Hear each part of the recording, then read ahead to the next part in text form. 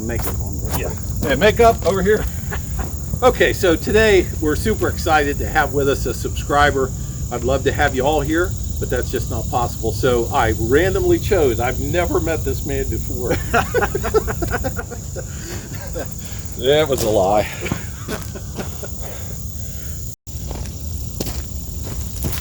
So we're here today at the East Terminal Railway with a subscriber. And I'm super excited about that because I spent a lot of time here by myself. I spent time trying to read you guys' minds, what you want to know, what you want to see. So what we have here today is a subscriber, Dustin Gray. I figure he's average. He's got a little bit of railroad experience, I think. I don't even know what it is yet. So before we start, I got to ask you, like A or B, one or the other. Do you like passenger or freight? And I guess there is transit, but I don't know who would like that. I would like to see the passenger come back, but you can't beat the freight. You can't beat it. Yeah, for rail fan interest. Yeah. It'd be interesting to have all you guys say which you like. I think it would go freight, but I'm not sure of that. Have you ever ridden Amtrak? Never. I've ridden it to California. Never. Yeah. And that was a blast. We would like to take it Pennsylvania, go around Horseshoe Curve. If it goes that way, that would be... That might, if we did more of it, we might like passenger more. Yeah. Okay, favorite railroad? Near Lackawanna. Near Lackawanna. You're from north middle part of Ohio? North Central. Which is where Marion, Ohio was a big deal with the Erie. Yep. And that's, any of your relatives work for the railroad? My grandpa used to own a taxi company that would go to Indiana, Pennsylvania, all over Ohio, Pennsylvania, Indiana, and pick up the railroaders. Yeah. And then bring them back to pretty much our hometown. Neat. Yeah. Neat. Okay, favorite locomotive? SD40. You were supposed to say 50-ton GE. 50-ton GE, that'll be edited out later. Oh, okay. I think that's all my questions there. So I'm really happy to have you here. What we're going to do is the inspection on this locomotive that I should have done before I bought it. But honestly, when I walked up to it, I looked at the wheels, the sprockets, and the body. The engines don't scare me much. Now, we haven't started them yet. That's going to be in the video next week. And I thought that you would want to be there when we push the button. I'm not going to start them until you guys are there with me. So that'll be next week. But I should have done more of an inspection. It took me about 5 hours to get there. I knew it was going to take me about 5 hours to get home. Once I saw what I needed to see, I didn't go any further. The door was locked. I didn't even go in the cab. Oh, wow. But I could see the gauges weren't broken. Yeah. And I looked under the hood some, but not enough to what some people would be satisfied, but I was satisfied at that point. So we've got White Castle with us. We're going to munch on this a little bit, and then we are going to start the process. Your official job is to ask questions that you have that you think they have. My job is to answer questions they've asked and that I think they would like to ask. Right. You might be holding the clipboard writing down some stuff. I got a couple questions that I'm not going to answer. You're going to have to answer them. So we'll see if these guys can answer them before you do or if they answer what you answer. So glad to have you here. Appreciate it. And we better consume some of this before it gets too cold. We do have the obligatory coffee today from White Castle. Generally good coffee. Have you tried it yet? I've never had White Castle coffee. Really? Nope. Never had Stand by. It might be coming at you. It says it's hot stuff. Caliente. It says right. Hot stuff. Let's try it. Not bad. Not bad at all. Not bad. So we'll be back with you in just a minute. Cheers to the ETR.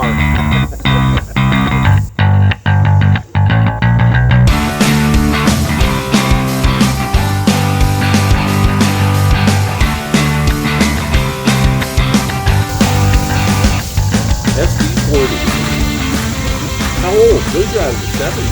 Out of the 70s, yeah. Did Erie have them? No. Pretty much came around the Conrail era. So this was Conrail down in here. Yeah. Now, did an SD40 ever come down in here? I seriously doubt it. It's hard telling. SW1200? Probably, yeah. Breakfast is over. We got a little bit of coffee left. We are rating those tater tots as subpar. Subpar. So let's talk about what we're doing here today. I want to answer some questions that you guys had. Number one is, why did we truck it? Why would a locomotive move on the road, not on the rail? For a couple reasons. A Class 1 railroad would never pull this locomotive. The biggest reason, probably in this case, is the couplers. When we get around there, I'll show you what I mean by that. But there's no end cushioning to take any absorption out of train action. So a Class 1 would pull this apart because there's no way to absorb the shock, the train forces. The next reason is air brakes. They would have to be tested and it would have to be compliant with the technology that they're using today. The other is the truck design. Now these do have roller bearings. We spent quite a bit of time talking about that.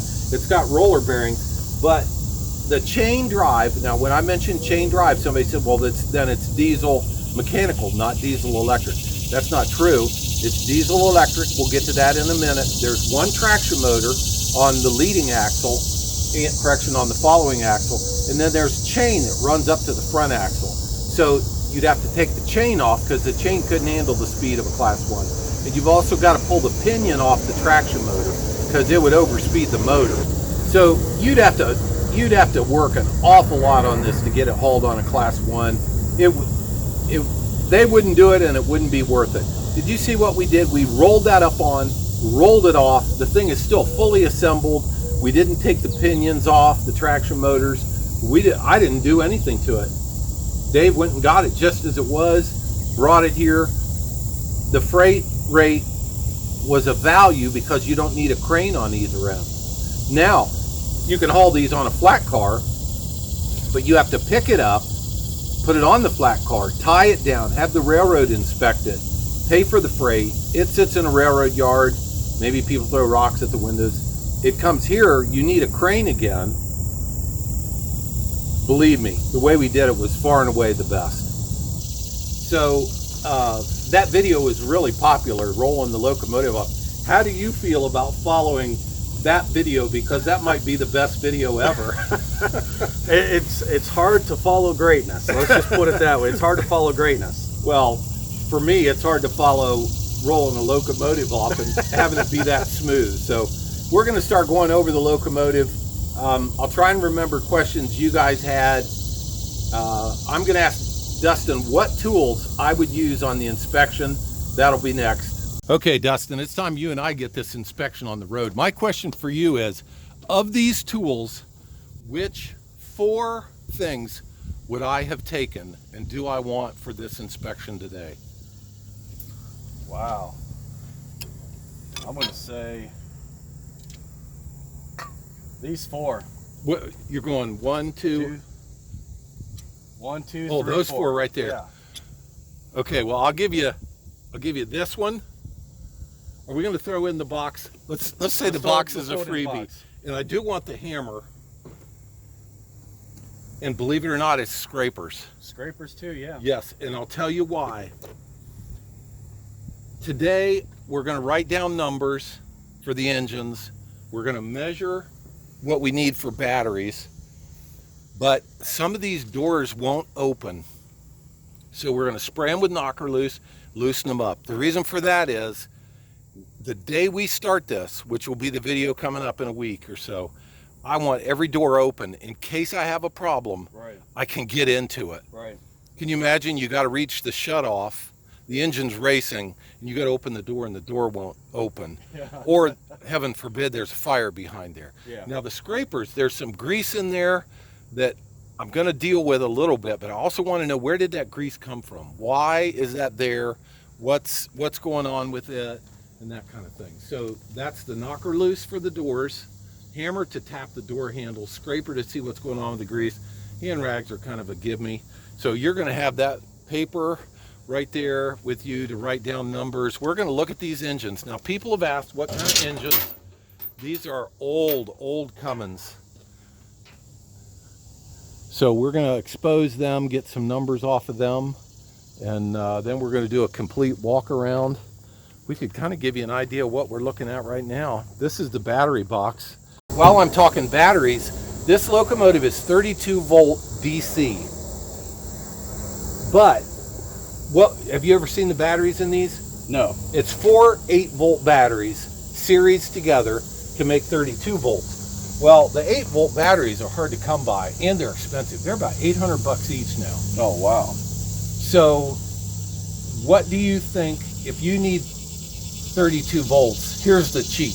You put in 3 12s. You have 36 volts. The system will use 36 volts and it'll charge it. I know some of you purists won't like that, but it's the new reality. You put 3 12s in. If you have to replace one, Napa, AutoZone, you can get it immediately. So this will end up with 3 12s. Here in a minute we'll measure it because we're going to want to know what kind of batteries to have. We got to have these here in a week, approximately, for the big startup. So that's one of the things I noticed when I got there.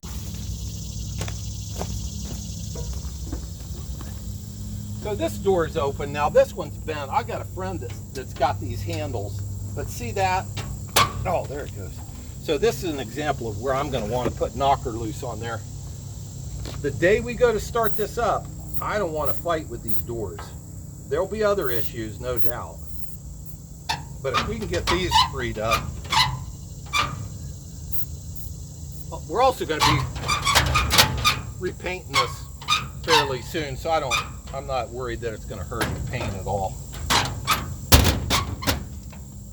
I forget. Yeah, that's going to open. That's good. So on this side, we've got 3 doors that's opening. I like that.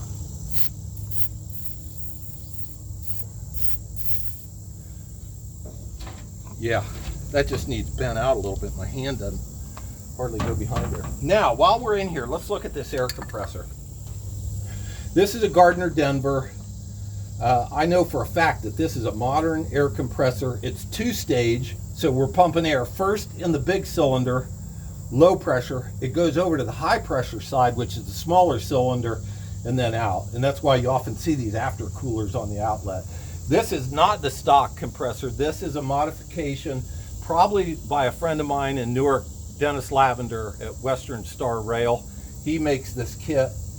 I did see this before I bought it, and I knew it was modernized, so I like that. I also saw that this had been rewired. This locomotive has been really well maintained. So let's head on over to the other side. Hey Dustin, get a good shot of this. So this is called a winter front. And I knew when I walked up to it that I was happy about this because they're not bent. These things are kind of fragile, obviously not made anymore. But during the winter, you close this, it seals off the air to the radiator and the engine runs warmer. In the summer, you open it up. This is very nice. Great condition.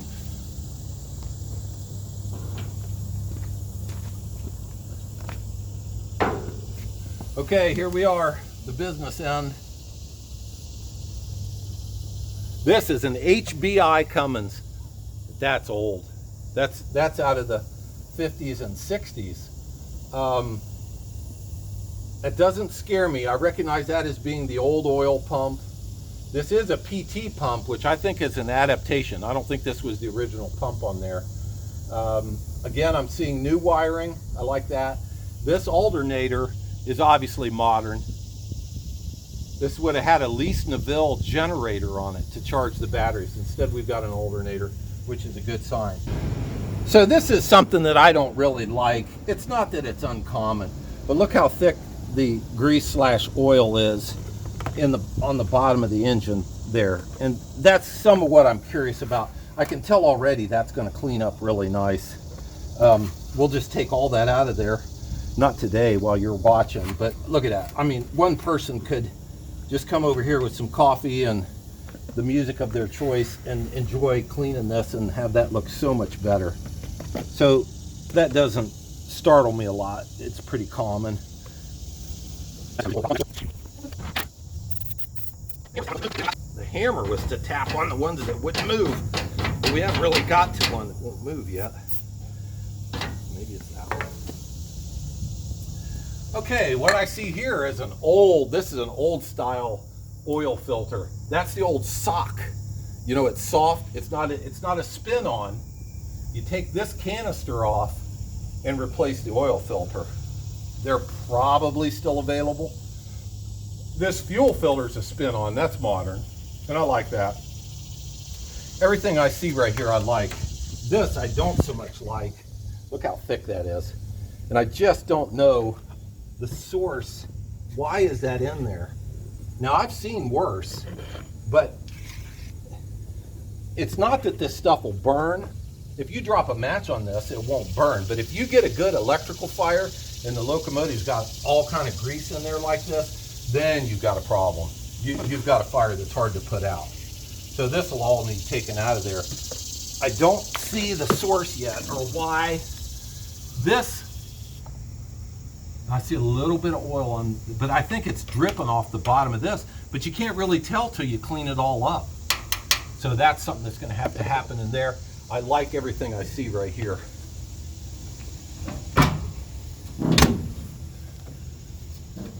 Now this handle is frozen, but the door was open.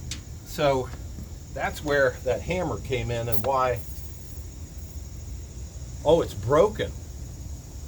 Check that out. The back is broken off this handle. Now I've got some of these handles, I think. If not, my buddy in Newark will have them, but there's nothing I can do with that today, and that's why that door was open. So inside of here, what do you see? I see that this generator's been replaced. Now, I believe this is a 1519, which is the newer. In 1956, they started putting 763 traction motors and 1519 generators, which is also, when I walked up to it, that was a big thumbs up. And not only that, this is a rebuilt one. The tape tells me that it's come out. This is more modern. So this bank right here is called the resistor bank. It is what controls excitation. To get this generator to work, the armature's spinning, but you have to introduce an electrical field before it'll start producing electricity, and that's called excitation. That comes through this resistor bank. Now I want to start on the 4550 ton topic. These were built as the original of this, I think, was actually a 43 ton, but as a 45 ton, they built many of them. When they built the 50 tonner, they had to ballast it up. This piece right here that you see under the engine is where a lot of the extra 5 ton comes from. On a 45 tonner, this is down here. So there is your additional weight. When I say 50 ton, it's because it weighs 50 ton. Doesn't have anything to do with what it'll pull or what it'll do. It's because it weighs 50 ton. Let's go to the other end and see what we got there. Okay, F stands for front. That is a requirement of the FRA. Glad it's on there. Now what I see down this side, this is the fuel tank. It's still got the gauge on it. Those are usually broken. This is probably battery charging circuit. We'll have to investigate what that is. This is a fuel shutoff. If you were at a plant and you saw this thing go by and your buddy that's supposed to be running it is standing beside you, you better grab this. If you grab this, in fact, we might even be able to see it happen.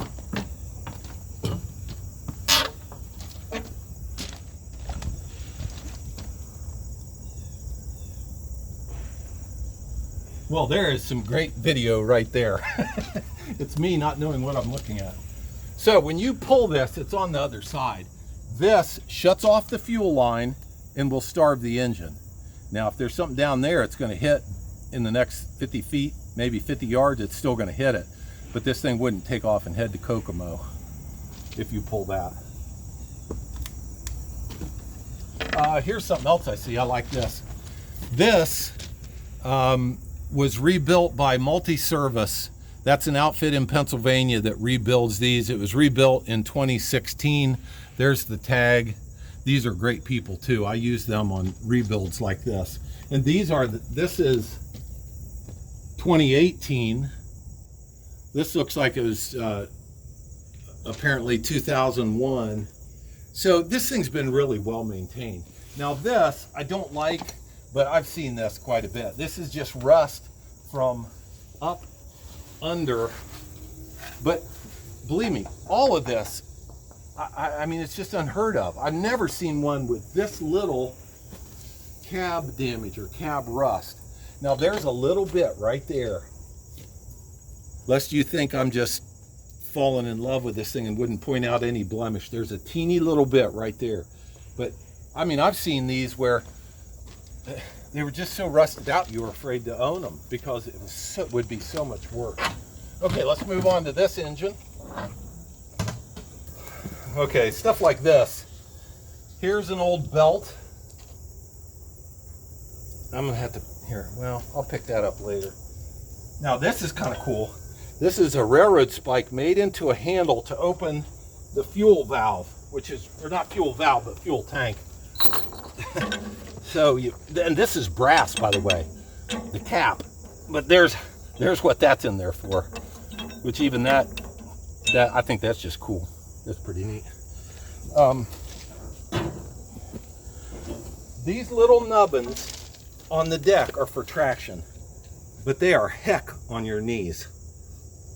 And I knew a story of a guy who took a chisel and knocked them all off there for that reason and got in a lot of trouble because then the deck was slippery.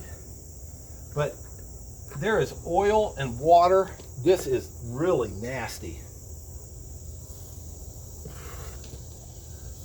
So that'll take some investigation. Now this old gear drive, this is pretty cool. This is where the old Lease Neville generator bolted on. And that tells me the age of the engine. It's possible that this engine is a different age than the other one. And if you don't like this engine, if you need to replace this engine, a modern Cummins engine will bolt right in here. Commonly called an 855. And now it might have an N number, like an N19 or something like that. But you can replace this with a truck engine in a week. It's not a difficult to replace engine, meaning the bolt pattern and the speed.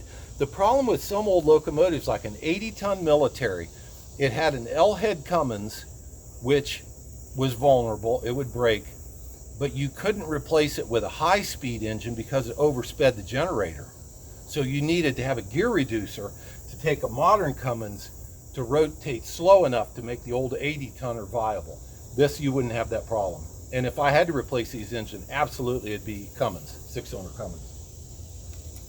I do see modern air filters. Now this top piece looks like it's the old oil bath top. Somebody took this, put this new sleeve on here, and then a stud up through, and that's something that you could get at Napa or anywhere else as well. The radiator looks good. There's a hose in here that I imagine they used for draining, changing the oil. Now this is where that hammer comes in. But you gotta be careful doing this, but, oh, listen to that, that's tight.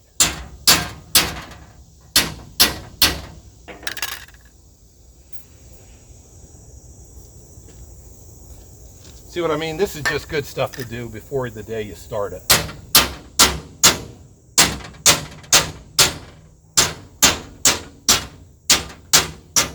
Bam. You safety people are probably gonna write me up for that, but okay, oh yeah, that door's locked. I mean, solid. And this one is just fine. So, okay. On this side, we do have a spin-on oil filter. But it might be, that is a bypass oil filter. When we get around the other side, we'll see where that's coming from. But that's a secondary filter. That's not the main filter. And I know that because it's a smaller line, it's going back into the crankcase right there. Look at this old breather. That's old. It does have block heater. Now, I don't know if the block heaters are good. This, by the way, won't really heat this engine up in the dead of winter. But if you ran it and plugged it in, it would keep it warm till the next time you needed it. But that's a small element in a big engine.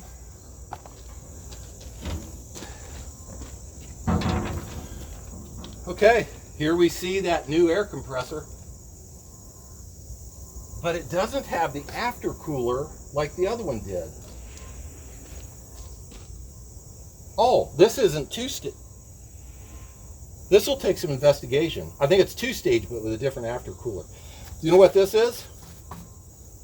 This is the line going to the heater, the cab heater.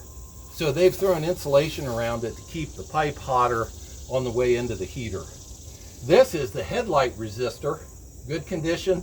I like this wiring. Yes, it is labeled. I was going to say the wiring is good, but it's not overly labeled, but it's got labels on it. This needs a cover on top of this generator. Things could fall into the top. Right here is where I took the horn off. The Typhoon. I'm surprised nobody corrected me, told me how to pronounce that.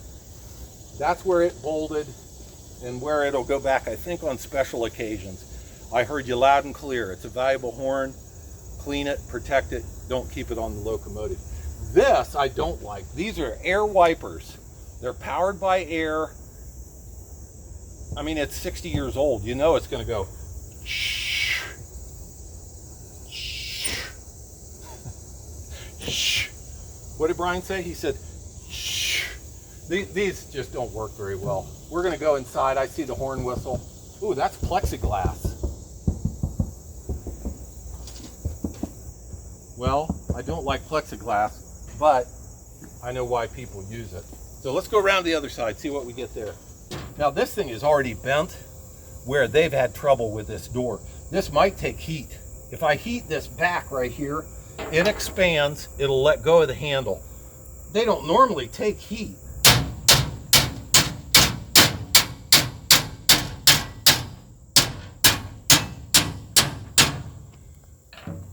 It's tight, but this is amazing stuff. Did you see the one guy has got a sponsorship by Croyle? I think it's Diesel Creek. Croyle's good stuff. Maybe PB Blaster will. I'd really like to be sponsored by White Castle. Okay, come on around here and look at this fuel pump. Boy, this tells me old. This just screams old. Right here used to be an old fuel pump called a single disc fuel pump. They're monstrous. And they had all the fuel lines coming out of it. This is a PT pump. This is more modern, still mechanical, but this nose and that adaptation tells me that. Now these external fuel lines on a Cummins tells you age as well. That's old. These aren't available anymore, these fuel lines. You can find them hopefully used, but they're not available. Water and oil. See, I just don't like that. I mean, that just is going to take an afternoon. Ooh, there's some more belt where they've thrown a belt in here. That might mean something's misaligned, like the alternator bracket isn't right or something. Radiator looks good. Wiring. By the way, what shuts off a Cummins engine is this little solenoid right up here. On the startup day, I'll show you how we're going to manipulate that. You can do it by hand or you can do it by voltage. But that's something you really need to know when you start one of these up. Because if it takes off and blows up and you were the one in charge, that's not good. And by takes off, I mean gains RPM, and by blows up, I mean it goes until it self-destructs. That'd be awful. Okay, that door handle is pretty good. Here we've got the old sock filter again. We've got a spin-on fuel filter. What is that? Oh, that's an old block heater cable. See, that kind of stuff that shouldn't be in there. I don't think you want anything in there that just doesn't belong and is necessary.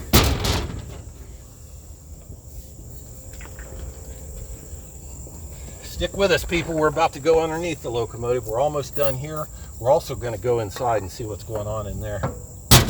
Oh. See, this is the one. That day that I was there, I knew there was one door that I couldn't even get in.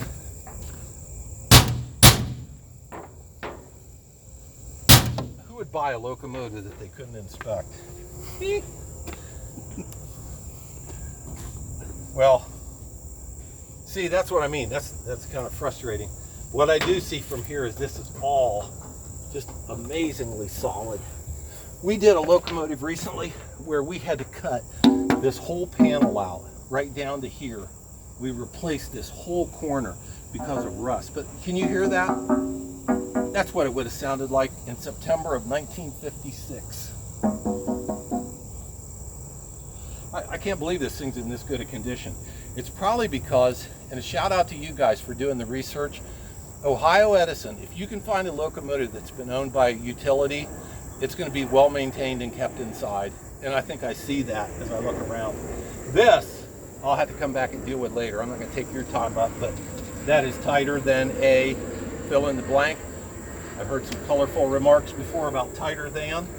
Another plug-in spot, damaged, unusable. In fact, but that's probably for block heater, not a battery charger. This door, this was the only piece of broken glass, and this is glass, this isn't plexiglass. This little ditty right here swings over and latches in here. I've seen these broken off, these broken off. I mean, I'm falling in love with this locomotive. Help me, I think I'm falling in love again. Who sang that? So when I got to Indiana to look at this thing, by the way, Shinston, Indiana, at the ADM plant, there's an old video of this thing pulling cars there, and many of you found out that it was there since 2003, which is longer than I would have thought, but appreciate you looking that up very, very much. You guys rallied around the question and solved it, and I really appreciate that. When I got there, the first thing I want to look at is the wheels, because a wheel, I think you can get a brand new wheel for about $1,200. So times 8, you're getting up into the 9,000s, plus installation, which means you've got to have a crane. You've got to take these trucks completely apart. That's an expensive ordeal. If you're buying a locomotive, wheels are really more important than engines. That's why I looked at the wheels first. The wheels are fairly fat. I'm happy with that, but they're a little bit out of contour. See if you can come in here, even if the camera's at an angle, come in and shoot. See this little dip right here? This is a little bit out of contour, but there's still a lot of meat. Now in an episode, I'll show you how to use wheel truing brake shoes. One way to do this, you take the axle completely out, put it up on a big lathe, turn the wheels. Another way is you lift the locomotive off the ground, turn the wheels with the locomotive, and turn them with a tool. The other way is you use a wheel truing brake shoe and run it up and down the rail with the shoe doing the work. It's a fascinating process. We'll talk about that more later. This locomotive has got 2 traction motors. They're 763s, which is the more modern traction motor that would bolt on here. There is only 1 traction motor. It goes in the other side of this gear case through a reduction and then to the bull gear on the axle. Look right in here where this hand is. This is the chain drive. So when I said it's a 50-ton chain drive, I mean the driven axle is chain coupled to the non-driven axle. So when you're pulling cars, both axles are working equally. It's just through a chain drive. Here is the handbrake chain. It's got this cylinder pulled out, and it's got the shoes against the wheel. This air tank, there are 2 air tanks. Here is a pressure relief valve. Multi-service rebuilds these too and will spec it. They'll put, its certification right on the side of it. There's the air tank drain. There's probably water in there. Stay right here. I'll run over to the other side and pull that drain, and we'll see if there's water comes out. I would bet. Yes, what's your bet, Dustin? I bet it'll come out, but it's going to come my way. Oh, it's not under pressure, though.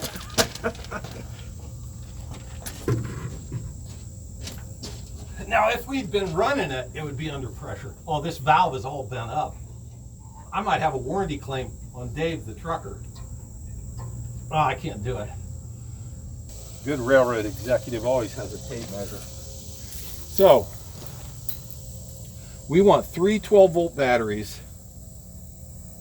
You know what? We don't have to write this down because it's it's recorded. That wasp getting me might be recorded too.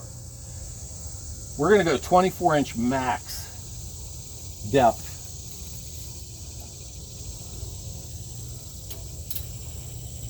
And 31 width. So if there's a battery that's 10 by 24, 12 volt, 3 of those would slide in there. Man, there's not much, you know what I mean? Look at that, there's none extra. It's got a hit. I'm surprised. Usually you want a drip loop. You want a little bit extra.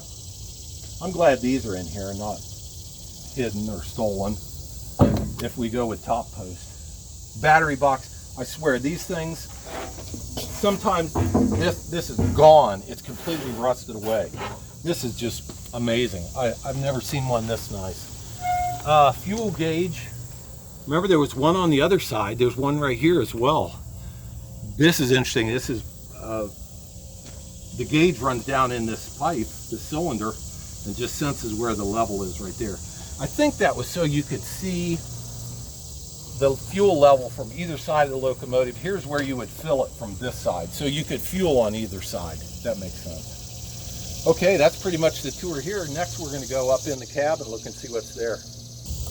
Okay, now on the end of locomotives used to be what was called switchman steps. They bolted on right here, and it was a step right here. I could have simulated this by stepping up on something, but you would ride on this step, you know, something like this. So you're riding down through there going that way on this little platform. Well, as safety became more common in the 70s and 80s, these things got taken off. They didn't use them anymore. And if I'm going that way, I'm not going to ride right here. When I was talking about the coupler, what I was talking about was there is no cushioning here. It's just this pin goes down through here.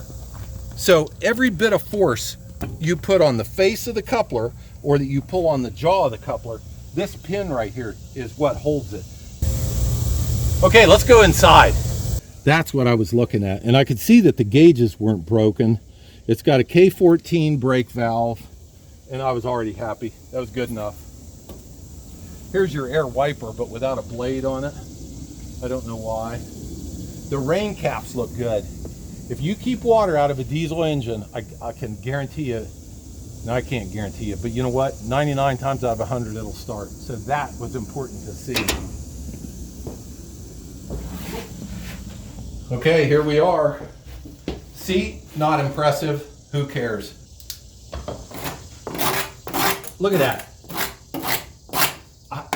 That goes all the way to the floor. Now there's, right here, there's just a touch. So I'm really happy with the interior sheet metal. These window frames, they're bad sometimes. I didn't even try and slide it open, but I'm sure it will. The wiper line, copper tubing, no problem. Here is the old heater. Now these usually get replaced just because of age. 32 volt electric motor. Here is the bell valve. Sander, sand to go that way, sand to go that way. These are the wipers. Boy, is that steampunk or what? No offense to you steam guys. I didn't say you were a punk. So, when we get here, we're looking at a K14 brake valve. This is the independent valve for the locomotive itself. This is what controls the cars. And if you have it set up properly, this will do the cars and the locomotive. Most times, moving one car on flat level ground, you would just use this. Gauges, I see new temperature gauges. Look at that, the lens is loose in that, but it doesn't mean the gauge is bad. So here's battery voltage. These are called load meters. This is going to tell us how hard we're pulling and if each engine is doing its share of the work. Oil pressure, that's the old General Electric gauge. I like that. These are original. Lenses are loose. Now this is nicely labeled. I do like that. Hours meter read 4,862 hours. This one's 62, this one's 42. And they had that north that way. Let's look in the electrical cabinet.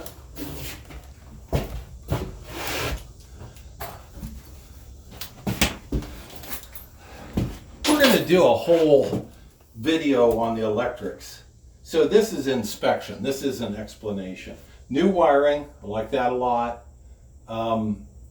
There are some old voltage regulators that have been removed, which you wouldn't need them if you had an alternator. Now this is interesting right here. I may have to talk with Dennis about that. And the shunt is missing off of this contactor. See it right here on this one? It's missing on this one. I'll have to get back in my prints. to see about that. But I did want to tell you, down in here, this is the throttle cable. No, nice and smooth. We're going to find out about that in a week. There's the reverser. These diesel engines continue rotating the same direction all the time. The generator's turning the same direction. When you want to go in reverse, you'll pull this handle. In fact, I'll hold the camera while you pull the handle. Yep, and that changes the reverser. If you had electricity, here, hold the camera again. If it needed to be like this to go forward, the reverser essentially turns the contacts so they're like this, then you go the opposite direction. So that's what that reverser does. Generator and engine turn in the same way. Reverser changes the voltage, then the traction motor turns in a different direction. This is the throttle controller. All this stuff looks really good, with the exception of that one contactor, which I'll talk to Dennis about. This is interesting. This is the shunt that these two leads right here come up to the load meter, and it measures how many amperage you're requiring to move the rail cars. The rest of the cab tour, that's the park brake. The teeth are bad down on the bottom. We'll have to get a new one of those. This is interesting. This is a pad that you put in the window frame for your arm. Probably original. We'll have that reupholstered. Rear view mirrors, so the operator can sit over there where Dustin is standing, see each direction. And again, the sheet metal is amazing. This is the winter front control. So if your engine temperature was going up by a little bit and you wanted to cool it down, you'd come over here and open that winter front. That would allow more air in. This is where a manual goes. This is generally for a blue card, which is a locomotive inspection form, which has to be in here if you're operating under FRA rules. I've got probably an extra one of these, but even to have these brackets still on the wall, this locomotive is almost perfectly original. Now, I did want to share this picture, which I didn't see until we got the locomotive here. And I dearly hope that this guy jumped out of here. I know what this machine is. I've rebuilt these. This is a Switchmaster 10,000, which is slammed between two cars and completely destroyed. The cab that the operator was sitting in, that's the door, but this machine was crushed. I really hope he jumped, because this is an example of what can happen when you get cars moving. I've used the example, getting railroad cars moving is like starting a fight with Mike Tyson.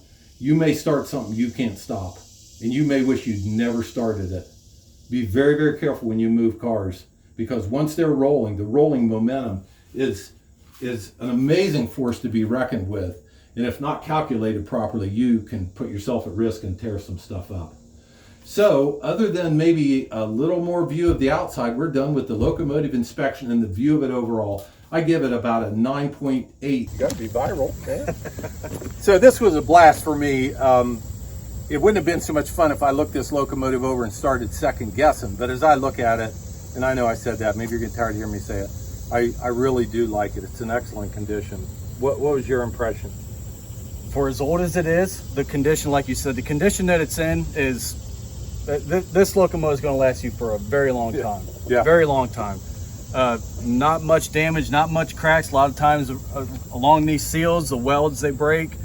Along the window sills crack, the window frames crack. We don't see that on this locomotive, so great buy, great buy. Yeah. While you're mentioning that, it reminds me of your story. You worked at a plant where they had a 45-ton side rod. Yep. Tell me that story, and it'll make people like chain drive. So the deal with the side rods, of course, there's only one wheel that drives, but the side rod actually moves along the side to drive the opposite wheel. Okay? Those are known to break. Some of you probably know that those have broken sometimes. Some of you might have been on a locomotive where those broke. The plant that I worked at, we had a couple of them break over the years, but one story was the guys were inside of it and it broke, and that side rod dug straight into the ground and lifted that whole side of that locomotive up and slammed it back down. I don't want to say that they had to change their drawers, but if that was me, I'd have changed my drawers. The story reminds me of pole vaulting. Yeah. If you're going that way and you slam that in the ground, you're going to go up and over. Did it stay on the rail? I don't think it stayed on the rail. That was before my time, before I worked there. Plant, yeah. But I would imagine it probably came off. You know, when you let that one side up, them wheels just slide off the inside of the rail. I'm sure that it derailed. Yeah. Don't want to say for sure. Those guys were safe. Yeah. They weren't hurt or anything, so they're good. Yeah. I've heard of side rods in scrap yards. Scrap yards got stuff piled all over generally, and the side rod would come down on something and bend it. Well, once it's bent, it won't work either. Right. Because it's shorter than the side rod on the other side. Yep. And for clarity, one axle is driven. On this one, the other axle is chain drive. On that one axle is driven, and it's got a side rod on each side for counterbalancing. They don't run together like this, and I'm talking about one end. They run like this, and the other end runs like that. To me, I don't like the look of it. Looks kind of antique-ish. I like chain drive, and those other reasons are as well. Well, I hope you guys like this video. Maybe not as exciting as rolling it off the trailer, but absolutely is necessary. This prepares me to come back in a week or so and start it and run it. And that's going to be a good one. So Dustin, I want to thank you for coming out today. Absolutely. But I do have something for you that I love to give away. I give away, when I can, these Ohio rail maps. So Dustin, you can tell your daughter you've gone viral, and thank you so much for your help today. I'll have you sign this before I leave. An autograph. I'll put it right here by the governor's name. This might be my first autograph ever given. There we go. Makes me feel good. Thank you all. I really do appreciate your support, and I'm glad Dustin got to come and be a representative of you guys.